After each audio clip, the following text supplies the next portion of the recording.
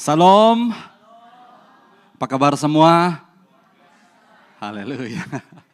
Puji Tuhan untuk para pagi hari ini. Karena kasih anugerah Tuhan kita dapat bersama-sama pada hari ini. Untuk beribadah bersama-sama. Sangat indah bersama-sama di dalam hadirat Tuhan. Amin. Menyembah Tuhan. Dan pada pagi hari ini kita akan mendengar firman Tuhan. Mari kita siapkan hati kita. Mari kita siapkan spirit kita untuk menerima teguran daripada firman Tuhan. Kata-kata, mungkin kita akan mendapat kata-kata kunci hari ini yang akan boleh mengubah hidup kita, masa depan kita. Mari kita siapkan hati kita, jadikan hati kita seperti tanah yang baik, yang siap menerima benih firman Tuhan. Mari kita siapkan hati kita datang kepada Tuhan dalam doa kita. Saya mengajak kita untuk berdoa sendiri. Ambil waktu ini, tenang di hadirat Tuhan. Tanya Tuhan, Lord, what are you saying to me? Tuhan, apa yang Engkau ingin bicarakan kepada saya hari ini? Melalui firman-Mu. Mesti ada sesuatu yang baru, yang fresh, yang segar, yang ilahi, yang Tuhan sudah persiapkan bagi kita. Haleluya. Bapa yang baik, Bapa yang punya firman, berbicaralah kepada kami ya Tuhan. Kami anak-anak-Mu, umat-Mu rindu. Kami rindu dan kami mendambakan firman-Mu yang hidup. Sebagai makanan rohani yang akan menguatkan kami, yang akan meneguhkan kami. Kami berada di zaman yang sangat mencabar. Kami berada di musim yang sangat mencabar. Kami berada di waktu yang sangat-sangat susah dan sukar. Justru itu Tuhan, kami perlukan Engkau, Roh Kudus. Kami perlukan firman-Mu. Karena segala sesuatu akan berakhir. Segala sesuatu akan berlalu. Hanya satu yang tetap. Yaitu firman kebenaran. Kami mau berpegang kepada kebenaran firman. Karena itulah yang menjadi janji. Itu yang menjadi pegangan kami. Untuk kami melangkah ke depan. Bukan saja kami bertahan, tapi kami menang. Karena Tuhan. Terima kasih Tuhan, berbicaralah hamba-Mu yang Kau persiapkan. Persiapkan hamba-Mu Tuhan, berkati urapi bibir mulut hamba-Mu. Biar segala kata-kata yang keluar dari bibir mulut hamba-Mu, itulah yang diilhamkan oleh Tuhan sendiri. Terima kasih Bapa. Berbicaralah, kami siap mendengar. Di dalam nama Tuhan Yesus Kristus kami berdoa. Amin. Haleluya. Haleluya. Amin. Haleluya, puji Tuhan. Karena kita dapat bersama-sama pada hari ini di dalam ibadah. Dan firman Tuhan hari ini berbicara tentang satu persoalan yang sangat sederhana sebenarnya. Yaitu murid. Katakan bersama saya, murid. Bahkan hari ini kita mendengar perkataan murid ini seperti sudah biasa kan. Kita berbicara tentang pemuridan, disciple. Tapi saya membawa kita kembali untuk melihat pertanyaan ini lebih lagi. Yaitu, apakah saya ini benar-benar murid Kristus? Ataupun, let me rephrase it, sudahkah saya ini menjadi murid Kristus? Karena menjadi Kristen itu ataupun lahir dalam keluarga Kristen itu tidak menjaminkan kita ataupun tidak membuatkan kita ataupun tidak menjadikan kita murid Kristus. Setuju? Setuju ya? Oke, good. So, what make me? Apa yang membuatkan saya ataupun apa yang menjadikan saya ataupun apakah prasyarat ataupun syarat-syaratnya menjadi seorang murid Kristus ataupun tanda-tanda dia menjadi seorang murid Kristus. it sounds very simple. Mungkin ini soalan yang mudah, tetapi saya membawa kita merefleksi soalan ini terlebih dahulu. Can I have the tag team?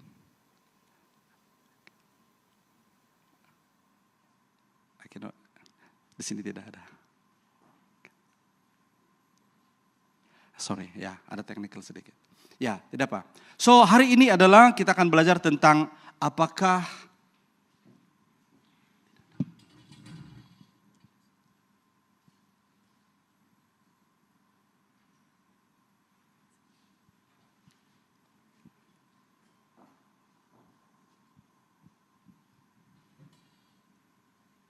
Oke, tidak apa ya. Apakah Anda murid Kristus? Just pause for a while. Tanya diri kita, adakah saya ini sudah benar-benar, are you a disciple of Christ? Ya, kita akan melihat bagian firman Tuhan ini ya sebentar lagi. Oke, coba Anda tanya diri Anda, adakah Anda murid Kristus? Sudah? Yakin? Ayo? Ataupun coba tanya orang kiri kanan Anda, adakah Anda sudah begitu yakin bahwa Anda adalah murid Kristus? Sudah? Ataupun hanya Anda seorang Kristen saja? Oke. Ya. Sudah? Tanya orang kiri kanan Anda. Jadi hari ini saya harap supaya melalui perkongsian firman Tuhan hari ini, kita balik, kita merefleksi diri kita, sudahkah saya ini menjadi seorang murid Yesus? Ataupun saya hanya menjadi Kristen saja? Ya, kita akan belajar daripada firman Tuhan ini. Alright.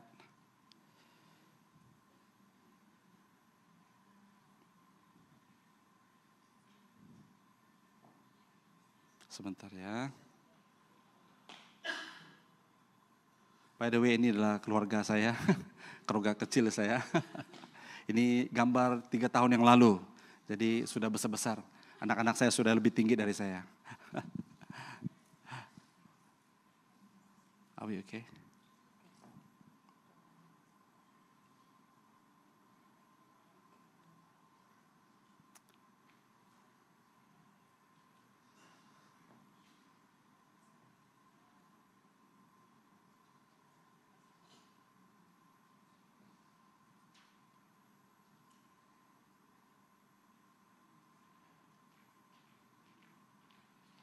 Oke.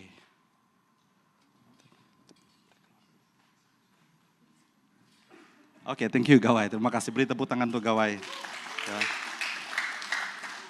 Now, ide besar yang kita mau pikirkan sama-sama refleks hari ini adalah menjadi seperti Kristus adalah matlamat dan tujuan hidup kita di bumi ini. Setuju?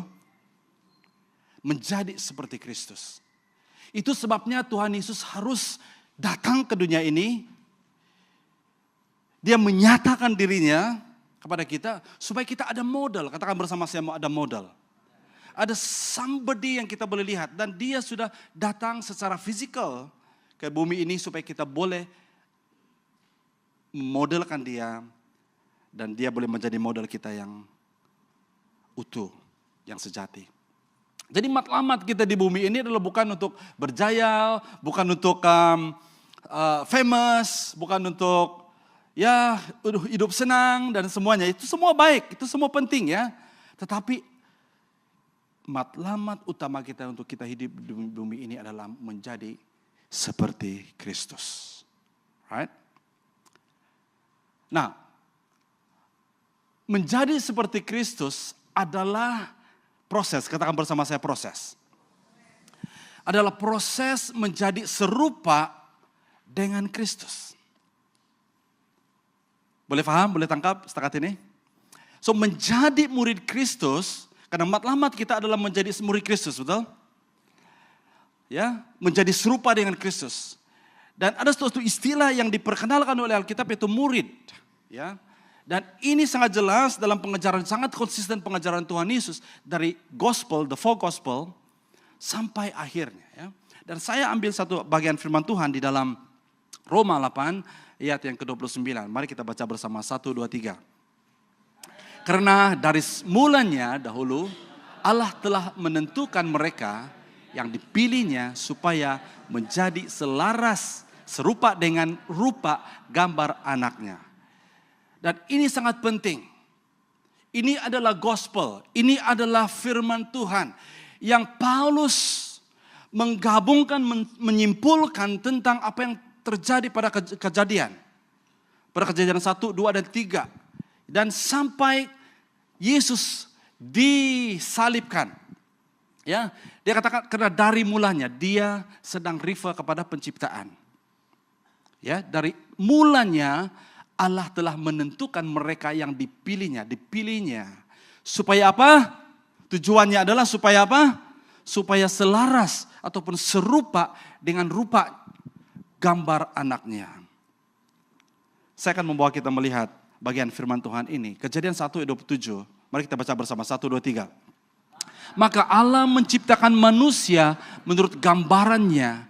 Menurut gambaran Allah, dia mencipta mereka laki dan perempuan. Dari awal lagi, dia menciptakan manusia menurut gambar dan rupa Allah. Jadi tujuan akhir kita di bumi ini adalah untuk menjadi serupa dengan Kristus. Ya.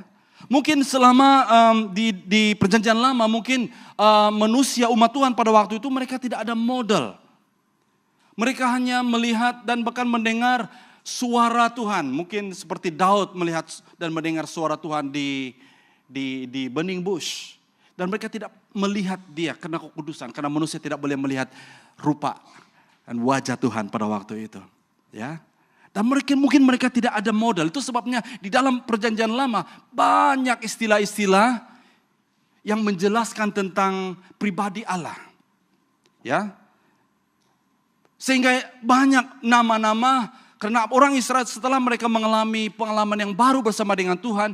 Tuhan itu adalah penolong mereka. Mereka katakan yes. Jehovah. Ya, Nisi. Jehovah Rafa. Ya, Jehovah Shalom. Dan banyak lagi istilah-istilah. Tapi setelah itu, setelah Tuhan menjadi manusia dan dilahirkan di bumi ini dan disalibkan, maka manusia hari ini dan kita sangat-sangat berbahagia karena kita dapat model bagaimana hidup ataupun menjadi seperti Yesus. Jadi tidak susah sebenarnya. Persoalan ini tidak susah. Nah, di dalam Matius pula, Matius 28 ayat 19-20 ini ayat yang sudah biasa. Ini adalah apa? Great Commission kan? Amanat agung. Oleh itu pergilah dan jadikan semua bangsa apa? Nah akhirnya tujuan akhir hidup kita ini adalah menjadi murid. Ya, menjadi murid. Menjadi murid.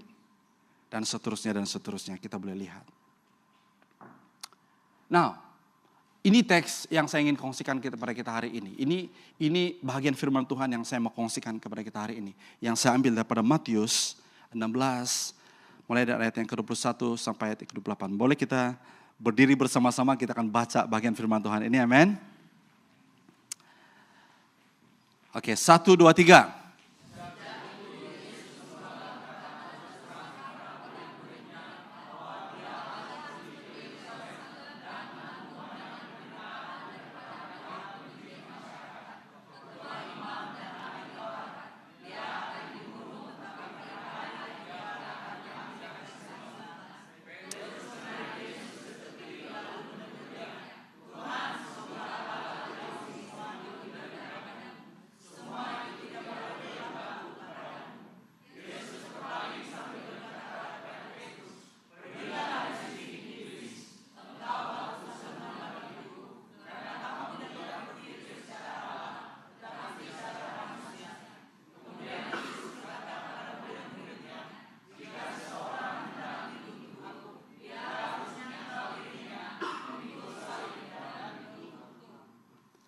Siapa yang mempertahankan hidupnya akan kehilangan hidup. Dan sesiapa mengorbankan hidupnya karena aku mempertahankan hidup. seluruh dunia.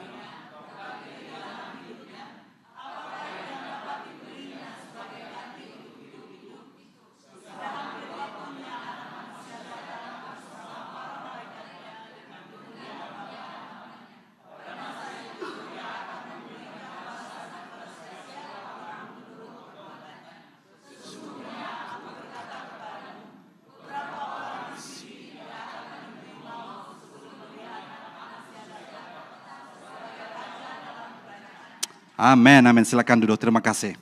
Wow, luar biasa pembacaan firman Tuhan. Nah, kalau konteksnya, konteks bahagian ini adalah Tuhan Yesus baru teks sebelumnya ataupun perikop sebelumnya, Yesus bersama dengan murid-muridnya dan dia bertanya kepada murid-muridnya, kira-kira bagi orang siapakah aku? Dia bertanya kepada murid-muridnya waktu mereka berjalan. Dan mereka cakap ada yang katakan Ilya, ya Yeremia, ya. Dan Yesus bertanya, bagi kamu siapakah aku? Menurut kamu siapakah aku? Dan Petrus dengan begitu cepat, Petrus katakan, engkau adalah Mesias. Engkau adalah Mesias. Dan Yesus berpaling kepada Petrus dan katakan, bukan kamu yang berkata-kata seperti itu. Ya, Roh Tuhan yang memberikan pengertian kepada Petrus. Dan Yesus mendeklarasikan satu perkara yang sangat luar biasa. Dia katakan, situlah permulaan gereja. Dia katakan, on this rock, pada batu inilah aku akan mendirikan asas. Aku mendirikan gerejaku. Bukan mendirikan gereja di atas Petrus, tidak. Mendirikan gereja di atas pengakuan dan pengistiharan Petrus yang benar tentang Yesus itu Mesias. Oke, itu konteksnya. Dan waktu itu Petrus dipuji kan. Dan seterusnya dalam perikopi yang seterusnya dalam teks ini bagian ini 21. Petrus pula seperti dimarahi oleh Tuhan Yesus. Kan waktu mereka berjalan, dikatakan sejak itu Yesus mulai berkata-kata terus terang kepada murid-muridnya bahwa dia harus pergi ke Yerusalem. Dia berbicara tentang what going to happen. Apa yang akan terjadi kepada Tuhan Yesus. Dia akan ditangkap, dia akan diseksa, dan dia akan dibunuh. Alright? Dan karena mendengar itu Petrus tidak tahan. Petrus tidak sanggup. Dan dia menarik Yesus ke tepi dan menegur dia. Waktu mereka bayangkan mereka dalam perjalanan bersama-sama, Yesus bercakap dengan murid-muridnya. Dan waktu Petrus mendengar itu dia tidak happy. Dia tarik. Firman Tuhan berkata dia tarik. Dia betul-betul tarik. Saya cek bahagian bahasa aslinya. Dia betul seperti dia tarik tangan Yesus. Dia pergi satu kona. Dia marah dengan Tuhan Yesus seperti itu. Dia katakan Tuhan. Ya, dia tidak begitu nampak dia seperti marah dengan Tuhan Yesus di sini. Dia katakan, Tuhan semoga Allah jauhi semua itu daripadamu. Semua itu tidak boleh berlaku kepadamu. Nah kalau kita lihat dalam terjemahan bahasa Malaysia atau bahasa Indonesia ini, atau dalam bahasa Inggris, dia tidak begitu kuat penekanannya tentang nada dan intensity perkataan Petrus kepada Yesus. Tapi seolah-olahnya sebenarnya dia begitu marah. Itu sebabnya Yesus berkata begini, Yesus berpaling sambil berkata kepada Petrus, pergilah dari sini. Karena apa? Karena waktu Petrus menarik Tuhan Yesus itu sebenarnya Petrus didorong oleh suatu kuasa. Right away saat itu Yesus kenal pasti siapa yang berkata di belakang Petrus. Dia katakan, pergilah dari sini iblis. Kalau dalam bahasa Indonesia katakan, nyahlah daripada aku. Ya, nah konteksnya saya set the context karena engkau batu sandungan bagiku. Dengar baik-baik. Ayat sebelumnya Yesus mendeklarasikan di atas batu inilah aku akan mendirikan gerejaku, yaitu Petrus, pengakuan Petrus. Tidak lama kemudian selepas itu pula Yesus berkata, engkau batu sandungan bagiku karena kamu tidak berpikir secara Allah, tetapi apa? Secara manusia. Karena waktu itu, pada suatu masa, Petrus dikuasai Roh Kudus. Sehingga dia dapat mendeklarasikan, sehingga dia dapat menyatakan siapa Yesus itu sebenarnya. Engkaulah Mesias. Ya. Tapi tidak lama kemudian pada masa yang sama juga, Petrus ditegur oleh Yesus karena dia menjadi batu sandungan. Karena apa yang Tuhan sudah yang menjadi rancangan dan misi Allah, tidak ada seorang pun, baik itu kuasa apapun, yang dapat menghalang itu terjadi. Karena tidak ada seorang pun, baik itu ibliskah, yang dapat menghalang salib itu terjadi. Nah, kita tahu dalam cerita tentang penyaliban, iblis berusaha sampai di akhir itu pun, iblis berusaha menidakkan salib. Karena Yesus harus melalui salib. Karena itulah misi Allah bagi dunia ini melalui Yesus Kristus. Are you with me? So itu konteksnya, ya. Nah, betapa penting ini kita tangkap ini sebagai message kita pada hari ini, ya. Nah, apa yang saya mau ingin draw conclusion dan ataupun pengajaran daripada firman Tuhan hari ini adalah tentang kembali kepada big idea kita tadi. Ya, matlamat tujuan akhir setiap pribadi kita di bumi ini adalah menjadi serupa dengan Kristus. Amin. Nah, menjadi serupa dengan Kristus ini mungkin satu hal yang sangat abstrak. Satu hal yang sangat mungkin sulit untuk kita mengerti dan memahami. Bagaimana mungkin saya menjadi serupa dengan Kristus? Dia adalah Tuhan, saya siapa? Apatah lagi kita melihat diri kita yang tidak sempurna ini. Apalagi kita melihat keadaan kita yang tidak sempurna. Bagaimana mungkin saya boleh menjadi serupa seperti Kristus? Tapi kita mau belajar dari sini hari ini. Bahwa melalui perjanjian baru memberikan kita pengajaran yang membolehkan kita dapat mengerti bagaimana yang menjadi serupa dengan Kristus itu sebenarnya. Perkataan yang ataupun istilah yang digunakan oleh Alkitab yang sangat konsisten. Baik daripada Injil Matius, Markus, Lukas, Yohanes. Dan itu disambung oleh penulisan-penulisan Paulus dan para rasul. Ya, dia berbicara tentang satu hal, yaitu menjadi murid. Katakan bersama saya, menjadi murid. Perkataan murid dalam bahasa asli metetes adalah learner ataupun orang yang belajar, orang yang mau menjadi ada gurunya, dia punya sifat mau diajar dan belajar. Ya, metetes itu maksudnya adalah dia duduk di kaki Yesus, belajar, mau ditegur, mau belajar, mau grow, dan itulah sifat kita. Itulah kita sebenarnya, karena kita mau model kepada Yesus sebagai model agung kita, ya. Jadi saya mau mengambil pengajaran hari ini saudara-saudari. Apakah syaratnya mau menjadi murid Yesus? Setelah dua insiden ini, dua hal yang sangat bertentangan ini, tadinya Yesus memuji Petrus karena dia membuat pengakuan, membuat deklarasi yang betul, yang luar biasa. Pertama kali, ya, bahwa Yesus itu adalah Mesias.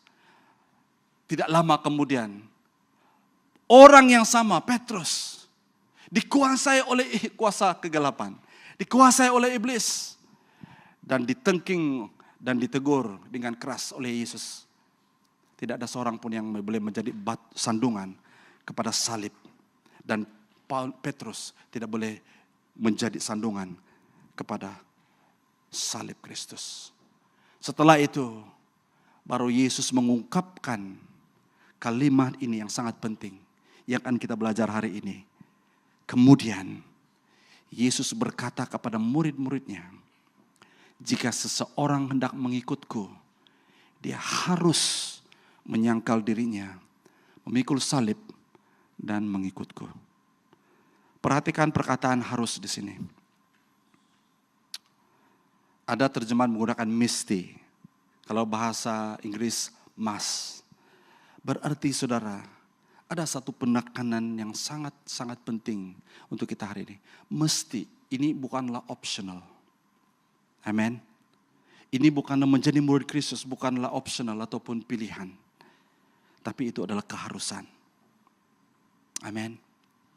Jadi apa yang harus akan terjadi dalam kehidupan kita? Itu sebabnya waktu saya merenungkan ini, no wonder banyak hal-hal yang terjadi kepada orang-orang yang percaya, yang sungguh-sungguh percaya kepada Tuhan Yesus. Termasuk saya dan Anda. Kadang-kadang kita harus melalui penganiayaan. Kita harus melalui penderitaan. Kita harus melalui banyak tekanan-tekanan yang membuat hidup kita susah. Ya, no wonder kita menghadapi semua itu. Karena itulah yang harus kita hadapi dalam kehidupan kita. Awal minggu ini, saya melawat seorang pastor yang anaknya meninggal dunia. Umur 2 tahun, baru lahir. Ini adalah anak, 2 bulan, 2 tahun saya cakap kah? 2 bulan. Ini adalah anak buah kepada Sandra. Dia lahir dan didapati jantung berlubang. Anak baru lahir. Dan dikirim dari Miri dikirim ke IJN. Lebih 3 kali operation dibuat di atas anaknya baru lahir. Sangat sedih. Saya dengar cerita daripada ibu bapaknya. Sangat menyedihkan. Saya tidak dapat menahan begitu. Ya, saya tidak dapat bayangkan ya perasaan ibu dan bapaknya. Setelah operation itu dan tidak berhasil dan dia pergi. Ya. Wow. Penderitaan, tekanan yang begitu berat kan? Ya, saya tidak tahu apa yang sedang terjadi dalam kehidupan kita masing-masing. Tapi waktu saya merenungkan ini, saya sudah banyak kali khotbah tentang ayat ini. Saya sudah banyak kali baca tentang ayat ini. But it gives me a new revelation dan understanding tentang hal yang sangat penting bagi kita sebagai orang percaya. Untuk memahami keadaan ini. Karena situasi Yesus pada waktu itu sangat kritikal. Dan dalam keadaan dia sangat kritikal itu, dia menyatakan ini. Dan hampir semua gospel, 4 gospel itu, quote the same thing. Betapa pentingnya ini. Jika seseorang, kalau kita personalize ini, jika saya mau mengikut Yesus, apa yang harus ya, berarti ini wajib. Harus menyangkal diri, memikul salib, dan mengikutku.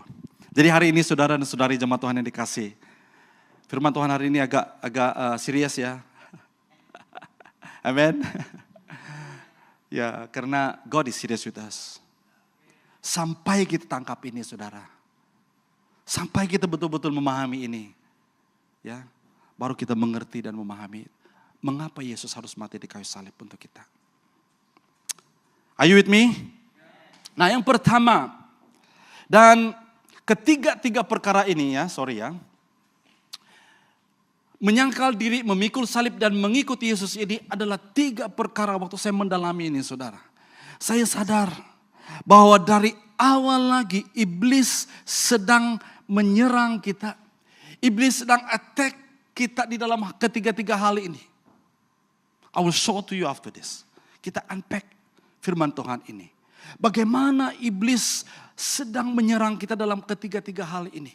Itu sebabnya Yesus berbicara dengan hal yang demikian. Pertama yang di-attack kita adalah identitas kita. Katakan bersama saya identitas kita. Ataupun identity kita, jati diri kita, gambar diri kita. Inilah yang pertama dan sangat konsisten dari awal lagi. Iblis sedang mengelirukan kita tentang identity kita. Ya. Kemudian Yesus berkata kepada muridnya, jika seseorang hendak mengikutku, dia harus apa? Menyangkal dirinya. Perkataan menyangkal ini saudara adalah, ya ini bahasa aslinya, ya. Deny dalam bahasa Inggris ya. Berarti melupakan kepentingan, tidak mengindahkan ataupun menolak dan menjadi mati. Berarti dia menolak, kalau dalam bahasa Inggris die to self. Ya, menyangkal diri. Paulus juga menyebut bahwa dia melihat kepentingan orang lain itu lebih penting daripada dirinya sendiri. Tapi dalam konteks di sini adalah mengutamakan hal-hal yang mengutamakan Tuhan dalam kehidupannya lebih. Itu sebabnya greatest commandment is what? To love God with all your heart, with all your strength, with all your mind. Kalau bagaimana kita dapat mengerti ini semua saudara? Ya, memikul ataupun menyangkal diri ini berbicara tentang hal yang sangat penting dalam kehidupan kita. Menyangkal, ini sangat penting ya. Kita melupakan kepentingan, menolak kepentingan kita. Bahkan dikatakan di sini salah terjemahan dalam bahasa aslinya menjadi mati, die to self. Ya. Dan apa yang kita harus sangkal dalam kehidupan kita hari ini? Yang Tuhan tuntut. Seolah-olahnya Tuhan kita ini seperti, wow, Tuhan itu seperti selfish ya. Ya kah? Begitu kah? Dia tidak mau kita enjoy kan hidup ini. Tidak. Tuhan mau kita enjoy dalam hidup ini. Tapi ada satu yang sangat esensi, sangat penting yang kita perlu pahami dalam kehidupan kita. Saya mau kita melihat kembali kepada kejadian. Kita semua tahu cerita ini kan, saya membawa kita. Dan ini harap ini membantu kita mengilustrasi bagaimana iblis ingin menghancurkan identiti kita right from the beginning. Dari awal-awal lagi iblis ingin attack identiti kita. Sampai hari ini iblis sedang menghancurkan identiti kita. Ya, anak-anak muda hari ini banyak yang tidak tahu tentang identiti mereka. Saya ini lelaki ke perempuan? Saya perempuan ke lelaki. I belong here, ya. Nah, sebelum itu kita akan lihat ini. Ular memang lebih cerdik, lebih licik daripada mana-mana hewan liar yang dijadikan oleh Tuhan Allah. Boleh tolong saya baca bersama-sama 1, 2, 3. Ular memang lebih licik.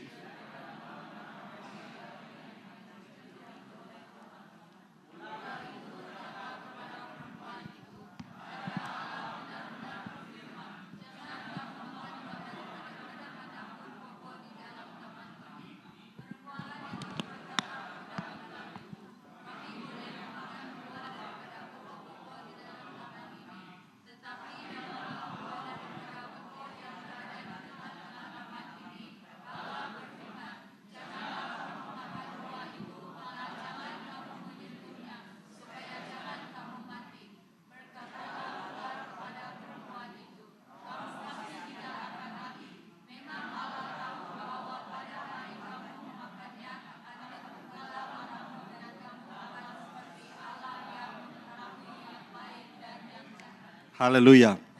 Perhatikan kalimat yang paling bawah ini. Menjadi seperti Allah. Padahal manusia itu sudah diciptakan seperti Allah. Betul?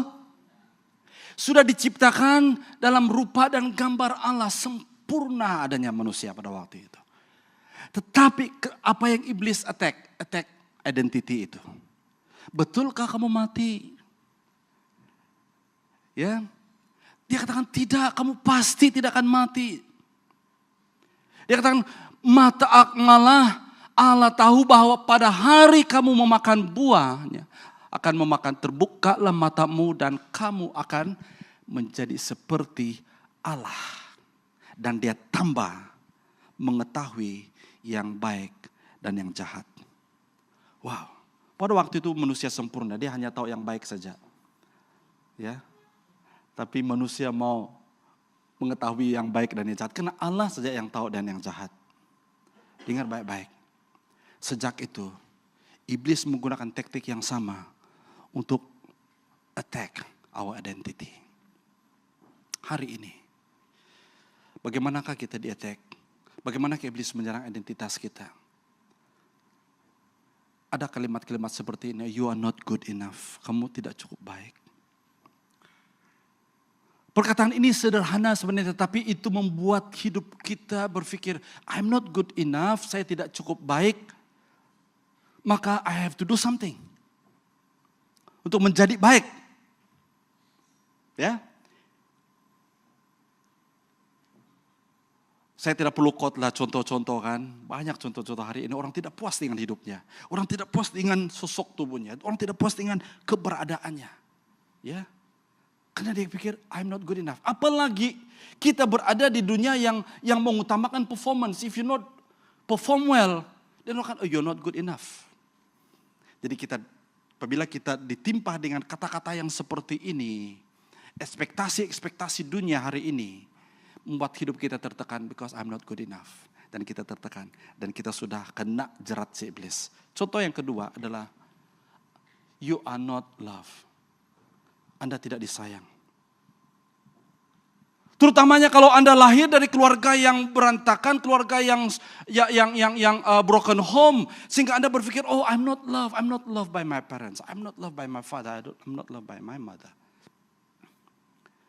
Iblis sedang meracuni kita dan kalau kita sudah terima makan dia punya umpan itu, dia sudah happy. Ya, you're not loved.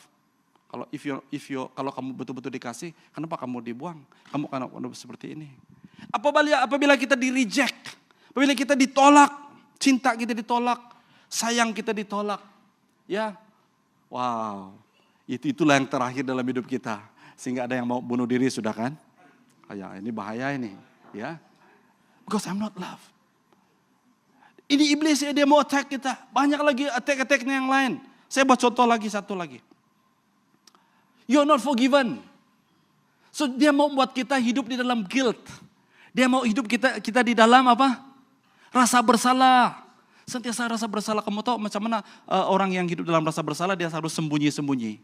Ya, kalau orang tengok dia pikir orang itu sedang menghakimi dia. Betul? Padahal tidak. Karena dia rasa is not forgiven. Karena dia rasa dia belum diampuni. Kasih Tuhan itu, salib itu belum cukup sempurna bagi dia. Darah Tuhan Yesus itu tidak cukup sempurna. Padahal Yesus sudah mencurahkan darahnya sempurna untuk kita. Untuk menebus kita daripada dosa. Betul? Sangat menderita kan hidup merasakan bahwa tidak diampuni. Jadi hidupnya sentiasa mau menuntut pengampunan. Kalau dalam konteks suami istri pula, dia mau, kalau suami dia sudah ampuni dia, tidak puas hati lagi. Mau kena ulang lagi banyak kali. Ataupun sebaliknya. Adakah yang seperti itu? Tapi tidak ada di sini ya. Semua suami dan istri sini adalah suami dan istri yang berlomba-lomba untuk memberi pengampunan. Amin. Ya. Semalam saya mendengar satu klip. Ini orang tua yang sudah berkawin lebih 50 tahun dan mereka diinterview. Dan interview dia seperti ini. What kept your marriage sampai hari ini? Apakah rahasia kamu? Dia kata. Di suami dia katakan rahasianya.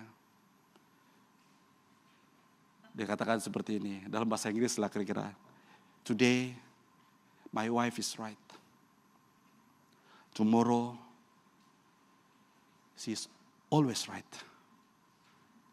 And day after tomorrow, I was wrong. Did you get it? Tidak apalah, you didn't get the joke. Dalam bahasa Malaysia lah, kami bilang. Marius dengar baik-baik ya. Dia katakan begini. Dia katakan rahasia kejayaan hidup keluarganya. Dia katakan hari ini dia selalu seperti itu. Hari ini istrinya benar. Besok pun istrinya benar juga. Lusanya pun istrinya benar juga. Dia katakan I was wrong. Amen. Don't forget about that.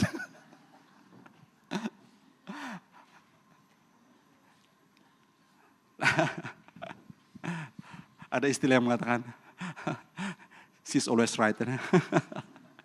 Tapi dalam istilah perkawinan, siapa Mr. Right? Lelaki kan?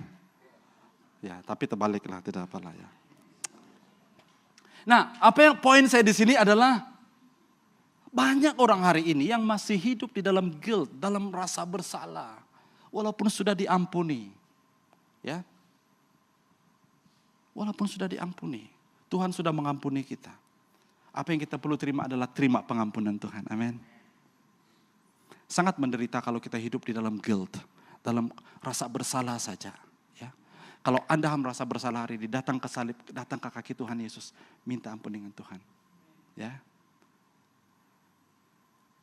Nah ya, ada beberapa ayat yang saya kongsikan di sini. Yohanes 1 ayat 12. Ini berbicara tentang identiti kita. Siapa kita hari ini? The Bible, Alkitab sudah define identiti kita di dalam Tuhan. Salah satunya adalah dalam Yohanes 1 ayat 12. Mari kita baca bersama. 1, 2, 3. Namun dia memberikan hak menjadi anak Allah kepada mereka yang menerimanya dan percaya dalam namanya. So identiti kita adalah apa? Anak. Katakan bersama saya, anak. Anak Allah. Jadi kalau kita anak Allah, kita dijaga, kita dipelihara, kita dipedulikan oleh Tuhan. Amin. Ada satu lagi. Dalam Roma 8 ayat 1 berkata, dengan demikian sekarang tidak ada apa? Tidak ada hukuman bagi orang yang ada dalam Kristus. Wow. Tidak ada hukuman. Dalam bahasa Inggris digunakan perkataan no condemnation. Kalau dalam bahasa Malaysia ini agak keras nih bahasa dia. Hukuman. Ya. Dengan demikian sekarang tidak ada hukuman bagi orang yang ada dalam Kristus. Nah kalau tidak ada hukuman, kita hidup dalam apa? Anugerah grace. Anugerah Tuhan. Kita tidak hidup dalam hukuman. No more condemnation. Nah dengar baik-baik. Kalau ada condemnation, kalau ada yang mengatakan kamu begini-begini, condemn kamu. Karena kamu tidak cukup baiklah, kamu tidak perform. Kalau kamu buat kesilapan dan semuanya, banyak condemnation yang datang. Dengar baik-baik. Tuhan tidak pernah condemn kita. Amin. Kalau Anda gagal hari ini, it's okay. Bangkit lagi. Kalau Anda gagal hari ini, Anda melakukan kesilapan, bangkit lagi. Jangan tinggal dalam kesilapanmu. Jangan tinggal di dalam keadaan kegagalanmu. Karena Tuhan telah memberikan sesuatu yang sangat penting dalam kita, itu kemampuan itu kita bangkit kembali. Itu adalah Roh Kudus yang menolong kita untuk kita bangkit kembali. It doesn't matter berapa banyak kali kita jatuh. Tapi yang sangat penting adalah berapa kita mau bangkit daripada setiap kegagalan kita. Amin. Itu adalah sifat. Pertama itu adalah hal yang sangat penting sebagai menjadi murid. Yesus adalah identiti kita. Identiti kita sebagai murid. Banyak lagi, saya boleh quote banyak contoh-contoh identiti kita dalam Alkitab. Kita adalah sahabatnya Tuhan. Ya, kita ini adalah the bride of Christ. Kan? Kita ini adalah pengantin perempuannya Tuhan. Yang dihiasi dengan darahnya. Yang dipersiapkan untuk perkawinan, the marriage supper. Wow, luar biasa kan? Ya, apalagi identiti kita. Kita inilah umat pemenang. Ya, identiti kita. Dan iblis ingin ingin menyerang identiti kita. Yang kedua, syarat untuk menjadi murid Kristus adalah covenant. Katakan bersama saya, covenant. To keep the covenant. Ada satu perjanjian. Karena menjadi murid perlu ada covenant. Ya, perlu ada perjanjian. Perlu ada komitmen. Ya.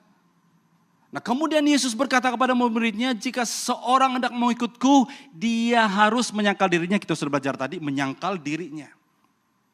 Dan memikul salib. Nah perkataan memikul ini saudara adalah mengangkat, membawa ataupun mengambil. Ini berbicara tentang komitmen. Ini berbicara tentang usaha. Ini berbicara tentang bahagian kita. Karena covenant ini perlu ada dua pihak. Amin. Tadinya identiti kita itu ditentukan oleh Allah. Karena kita dicipta segambar dan serupa dengan Allah. We cannot change that. But the world, iblis ingin menghancurkan itu. Ya, dia ingin menghancurkan apa yang ada dalam kita. Dia membuat kita keliru tentang identiti kita. Right? Itu sebabnya kita perlukan firman Tuhan setiap hari kita baca. Untuk meneguhkan identiti kita dalam Tuhan. Amin. Yang kedua ini adalah sangat penting sebagai murid Kristus. Kita perlu ada covenant. Covenant ini yang dituntut oleh Tuhan daripada kita. Dia membuat perjanjian. Nah perjanjian covenant ini dimulakan oleh Tuhan dengan Abraham. Yaitu perjanjian suluh kan. Dan itu dibuatnya Allah yang membuat perjanjian itu dengan kita. Dan dia mengikat ke perjanjian itu dengan kita. It's not a contract. Kalau kontrak perbezaan covenant. Perjanjian dan kontrak adalah kontrak itu kalau dua-dua sudah tidak setuju dan covenant itu kontrak itu terbatal saja. Tapi covenant tidak. Kalau satu orang tidak setuju pun covenant itu tetap jalan. Karena siapa yang membuat covenant itu? Allah. Ya. Saya pernah buat ilustrasi ini. Minta JB boleh naik ke depan. Ya. Saya pernah buat ilustrasi ini, saya buat sekali lagi. Covenant yang kita buat dengan Tuhan itu seperti saya bersalam dengan JB. Ini salam biasa ya, tapi saya gunakan salam seperti ini. Ya. Bayangkan dia Tuhan lah, saya manusia lah, dia besar kan. Nah, yang membuat covenant ini adalah yang memulakan, the one that initiate the covenant is God himself, dia. Dia yang menghulurkan tangan kepada saya. Dia Allah, dia menghulurkan tangan saya, dia mau buat covenant dengan saya. Boleh paham setengah ini? Dia yang membuat covenant dengan saya. Kalau kontrak berbeza. Kalau kontrak dia setuju, saya setuju 50-50, setuju Oke. Baru kami double salam. Ini kontrak. Tapi kontrak, kalau saya gagal menunaikan tanggung jawab saya, ini boleh terbatal. Kalau dia gagal membuat 50% dia gagal, boleh terbatal. Tapi covenant different. Perjanjian different. Dia yang menghulurkan tangan, dia membawa saya untuk membuat covenant dengan dia. Karena apa? Karena dia mengasihi saya. He's God. Ya, dia mengasihi saya. Dan apabila dia menghulurkan tangan saya dengan saya, dia menjemput saya untuk to have the covenant. Oke, dengar baik-baik ya, dengar baik-baik. Manusia akan lemah. Manusia akan manusia. Punya kelemahan, punya kegagalan. Ada waktunya saya akan lemah untuk memegang dan berpegang dan setia di dalam covenant ini. Ada waktunya saya akan pegang tangan saya. Ada waktu saya akan terlepas. Ya, jangan lepas ya. Karena covenant yang diikat dengan darahnya tidak boleh dipisahkan. Jadi pegang saya kuat. Satu tangan cukup lah. Ya. Karena Tuhan kan, dia memegang, dia berjanji dan dia tidak pernah berubah dari dulu, sekarang sampai selama-lamanya. Amin. Apabila dia katakan I love you, I care for you, he will never melepaskan itu. Ya, God is love, right? Do you think that God love you? Apabila dia memegang kita, apapun yang akan terjadi, saya sebagai manusia akan lemah, akan lalai. Saya akan ada waktu, saya akan deny dia. Jadi saya lepas, genggaman saya tidak kuat. Kalau ada masalah, kalau ada cabaran, ada storm, ada taufan datang, saya akan gagal. Tapi dengar baik-baik, Allah yang memegang janjinya kepada kita tetap kuat. Amin. Itulah Allah kita. Terima kasih oleh JB. Nah, janji itu, bahagian kita, Allah sudah melakukan bahagian dia tetap pegang kita apapun yang akan terjadi. Dalam Mazmur dia katakan, I engrave you on your palm, on my palm. Dia maksudnya katakan, dia menanam kita ini di dalam tangannya. Ya, tidak ada sesuatu pun yang dapat memisahkan kita dari kasih Allah itu. Paulus kata dalam Roma 8, 38, 37, 38. Tidak ada satu kuasa, itu Allah. Karena dia sudah mengikat janji dengan kita. Dan dia has to fulfill it. Sampai ke ujung bumi kata tadi kan. Dia akan menyertai kita sampai ke ujung bumi. Nah, bahagian kita pula, you want to hear what is our bahagian? Bahagian kita adalah memikul salib. Memikul itu beratkah? Kalau dalam pikiran kita dalam memikul itu satu yang beban kan. Berarti dalam dunia ini kita akan menghadapi beban. Jadi jangan heranlah kita akan menghadapi beban berat. Tapi Yesus memanggil kita, dia katakan, hai kamu yang berbeban berat dan letih lesu, come unto me. Datang kepadaku. Karena Yesus dapat menyelesaikan beban kita. Amin saudara. Memikul itu juga berbicara tentang mengangkat, membawa dan mengambil. Ini berbicara tentang proaktif. Nah, secara manusia, termasuk saya sendiri, saya tidak mau masalah. Siapa mau masalah di sini? Tidak mau? Kamu tahu ada satu makanan yang namanya masalah. Masalah teh, masalah tose, kari masalah. Wow, semua yang masalah-masalah kalau makanan saya suka. Tanya istri saya. Kalau saya bikin makan, saya order tose masalah. Air, teh masalah. Semua masalah. I love it. Saya selalu main dengan waiter yang datang. Saya mau masalah. Tapi ya. Nah, secara natural, secara manusia kita tidak mau masalah. Siapa mau masalah di sini? Tidak ada. Kecuali masalah lah. Tapi bahagian kita adalah memikul. Katakan bersama saya, memikul.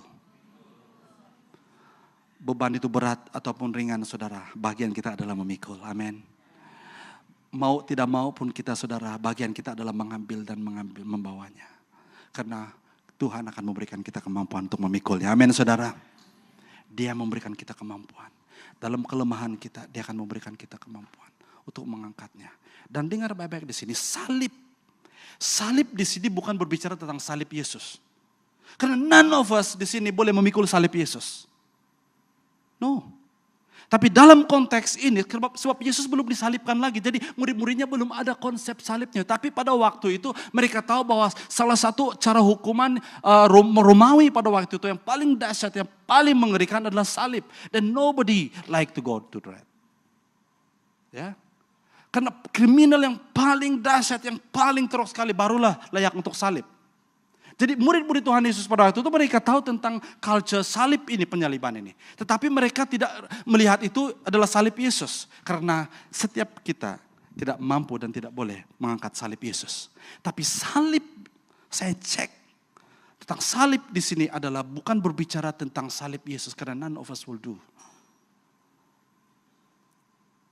Tapi di sini berbicara tentang apa, saudara? Tentang hal-hal kesusahan, penghinaan, penderitaan yang amat berat yang kita akan hadapi dalam setiap hari. Amin. We are living in a broken world. We cry every day. We struggle every day. Last month,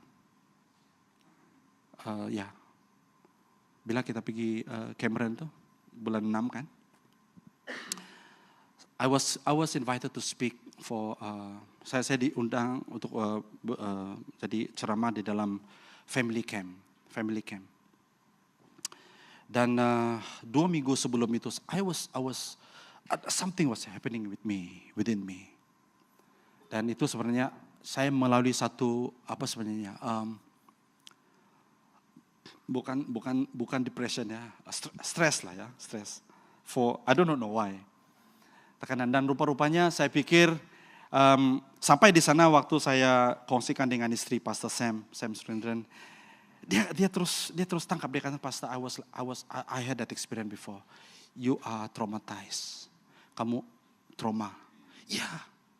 Terus saya katakan I was trauma. Sebab kamu dengar tentang accident saya pada Januari. I thought saya sudah lalui itu, tapi dia timbul balik pada bulan Jun. I don't have to explain to you. Saya tidak perlu kongsikan bagaimana apa yang saya alami. Sedikit-sedikit kalau saya memandu kendaraan, kalau corner ataupun brake, saya akan rasa apa. Jadi I was traumatized actually. So saya minta dengan Pastor Pastor Susi doakan saya. Dia katakan, Pastor, it's okay. I was like that. Dan dia kongsikan pengalaman dia pun pernah accident seperti itu.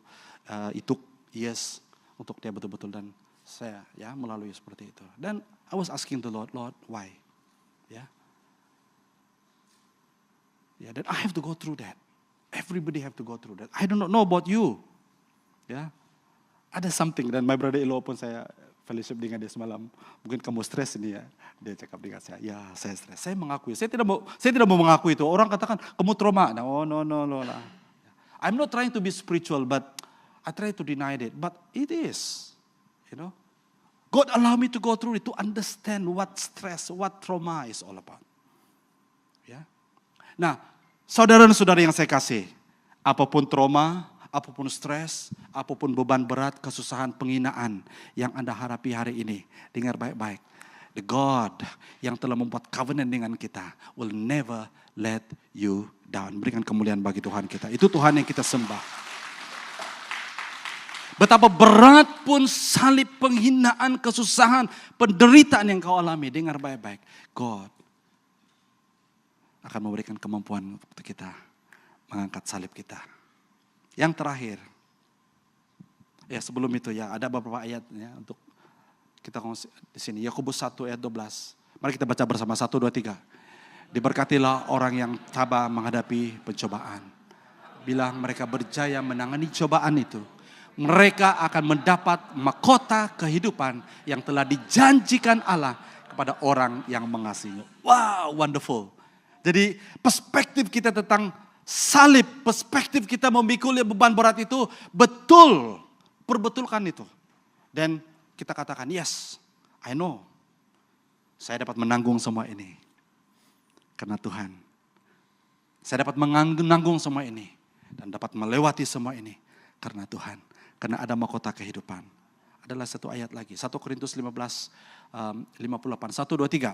Oleh itu, saudara, teguhkan pendirian.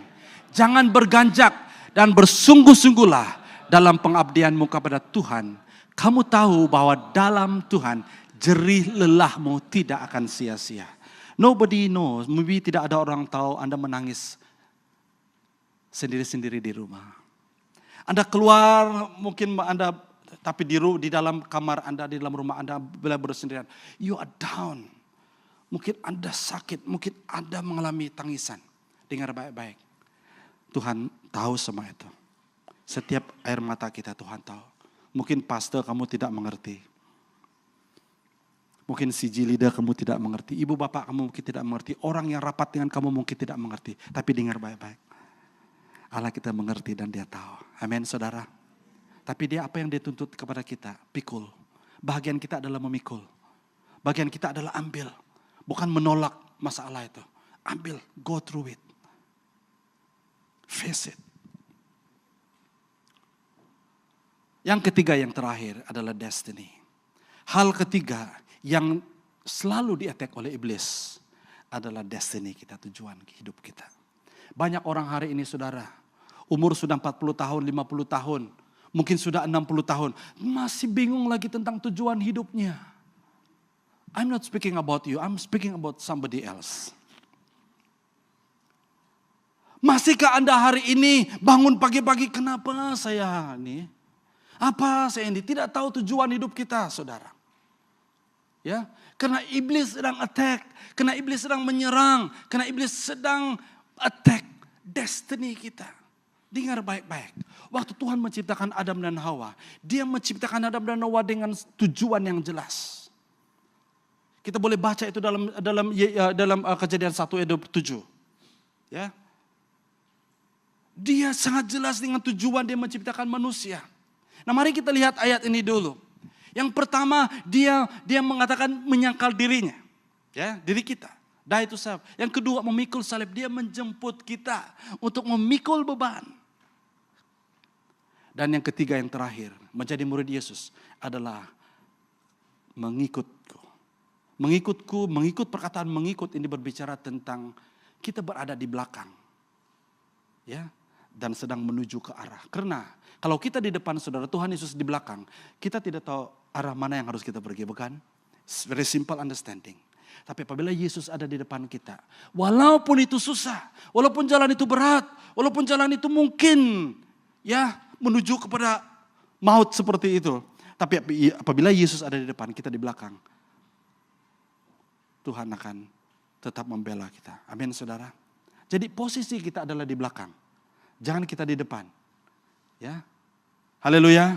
Itu sebabnya saudara, dalam plan kita, dalam kita memikir merancang sesuatu, biar kita izinkan Tuhan yang memimpin kita, bukan kita memimpin. Kadang-kadang kita seperti ini.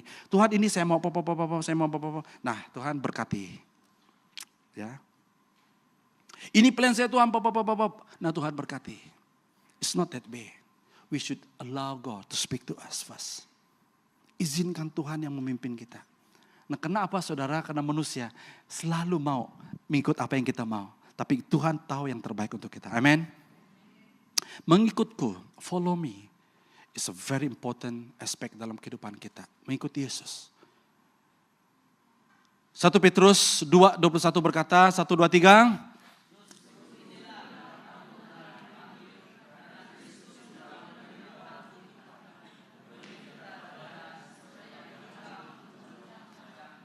Haleluya. Coba lihat konteks ayat ini. Justru itu kamu telah dipanggil. Siapa yang memanggil kita? Mesti ada orang yang memanggil, bukan? Siapa yang memanggil kita? Tuhan. Karena Yesus juga menderita, berarti kita dipanggil untuk menderita. Jadi bagi kita penderitaan itu bukanlah sesuatu yang menakutkan, mengerikan kita. Yang kedua di situ memberi kita teladan karena Yesus telah melalui penderitaan itu. Supaya apa?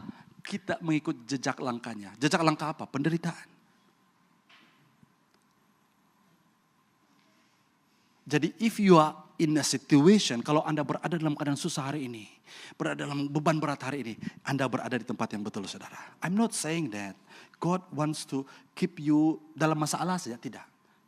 Karena apabila Anda dalam masalah, kuasanya menjadi nyata, engkau keluar dari bermasalah, dan Tuhan dimuliakan. Amin, saudara. Mengikut jejak langkahnya.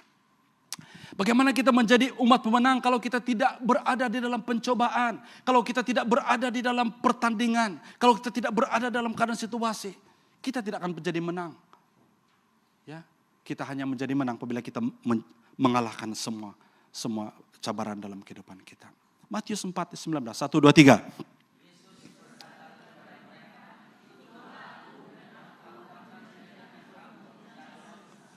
Very clear. Tujuan dan destiny Tuhan untuk kita adalah menjadi apa? Penjala manusia. Ada satu lagi. Wahyu 1:6 dan Wahyu 20 dan 6. Mari kita baca bersama 1, 2, 3. Maka Dia membebaskan kita daripada segala dosa kita dengan darahnya. Serta menjadikan kita suatu kerajaan dan imam bagi Allah dan Bapaknya. Baginya lah kemuliaan dan kekuasaan selama-lamanya. Amin. Ayat yang ke-6, Wahyu 26, 1, 2, 3.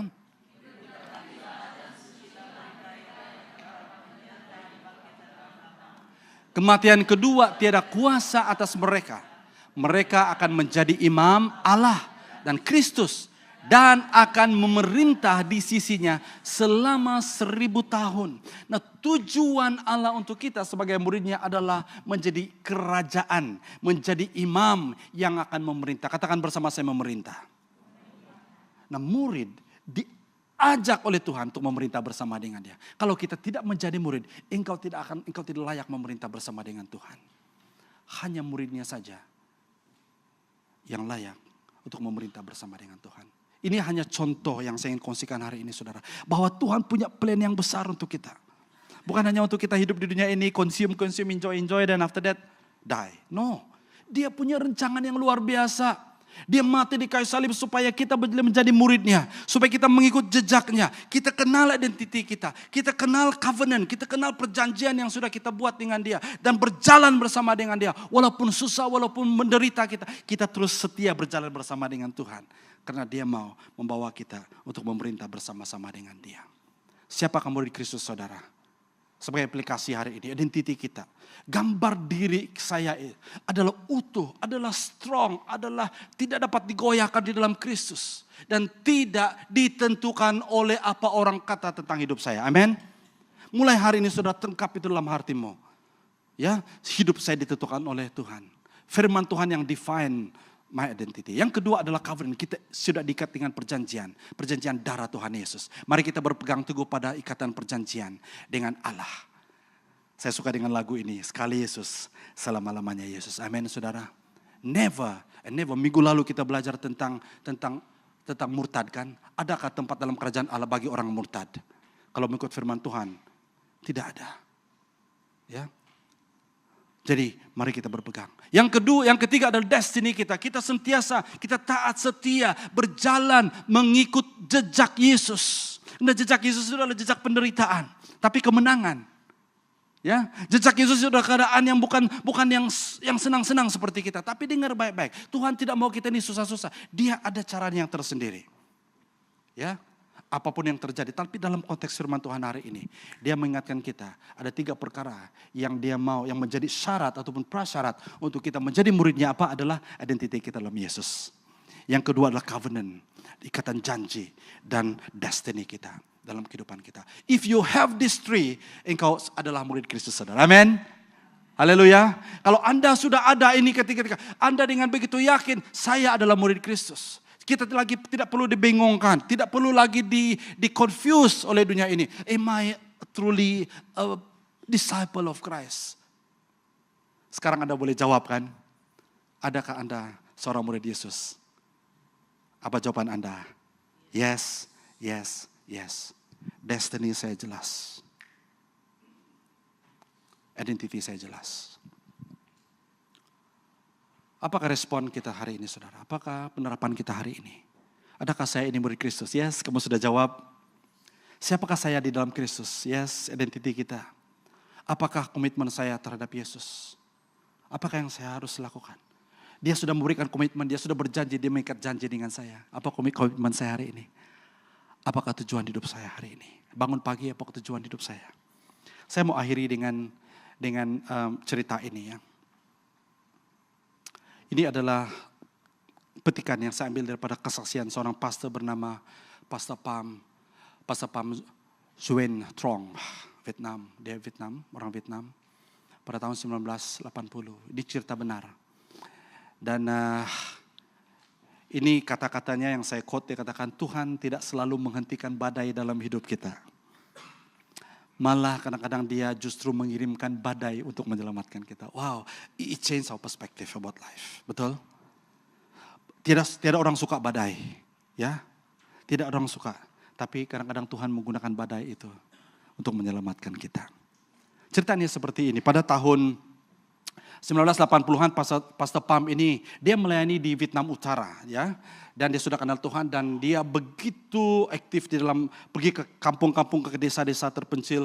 Dia membaptis banyak ratusan orang dan dia membawa Alkitab ke desa-desa. Dan suatu malam dia ditangkap oleh tentara dan dia dituduh dengan satu tuduhan yang begitu berat dan itu dia boleh dihukum mati oleh karena tuduhan itu. Dan tuduhannya seperti ini, menyebarkan ajaran terlarang dan merosakkan ideologi negara.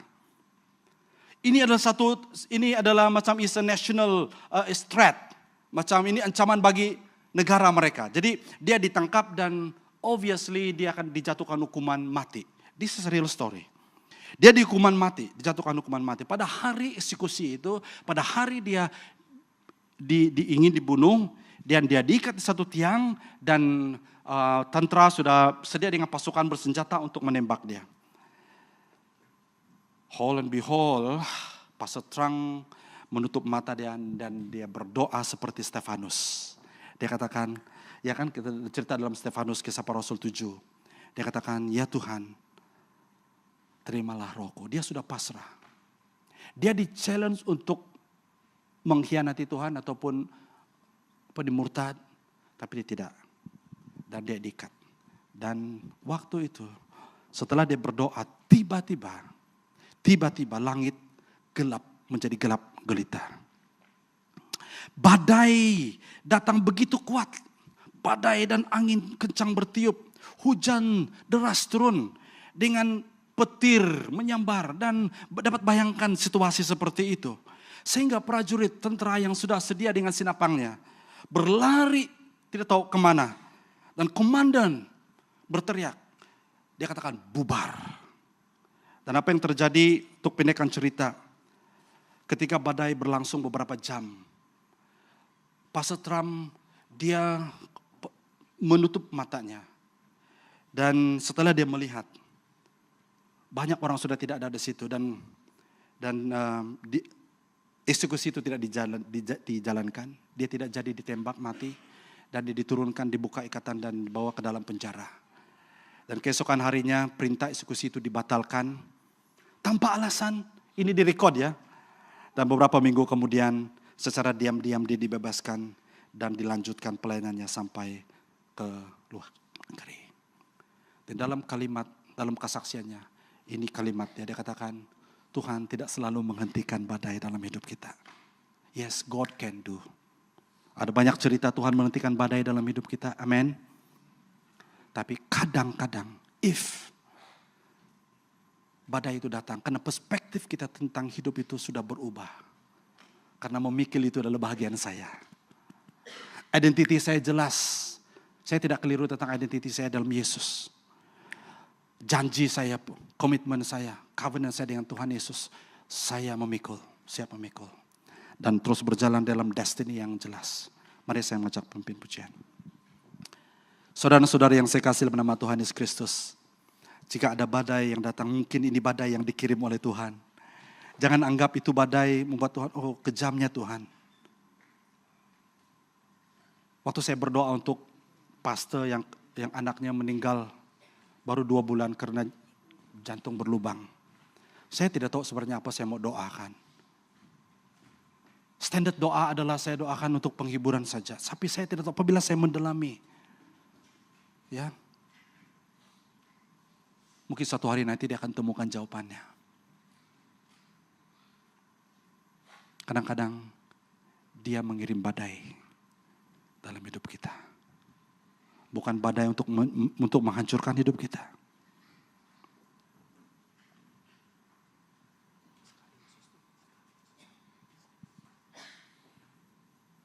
Mari kita tunduk kepala, kita berdoa.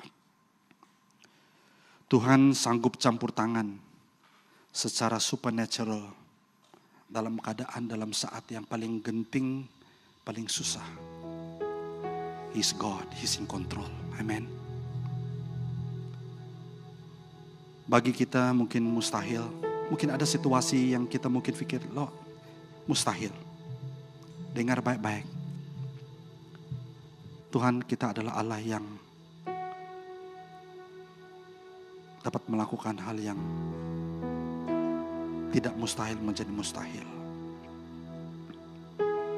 Besar apapun badai dalam hidupmu, berat apapun beban yang engkau pikul hari ini,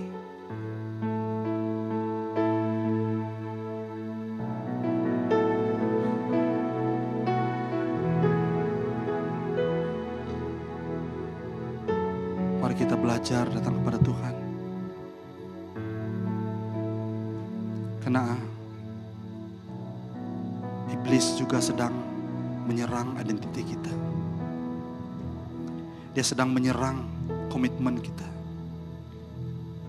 Mungkin dia katakan, cukuplah kamu sudah menanggung, kamu sudah memikul beban ini cukup lama, lepaskan saja. Lepaskan Yesus saja, lepaskan. Dia tidak menolong kamu, sudah begitu lama.